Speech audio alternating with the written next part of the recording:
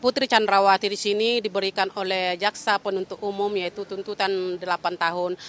Itu sebagai keluarga, apalagi saya sebagai ibunda daripada almarhum Yosua sangat-sangat kecewa dan sangat miris hati, membuat luka yang sangat dalam karena anak saya nyawanya telah dirampas secara keji dan biadab dan selalu lagi digiring opini-opini fitnah yang sangat luar biasa. Jadi di sini Putri Chandrawati adalah pemicu atau biang kerok dalam pembunuhan berencana ini.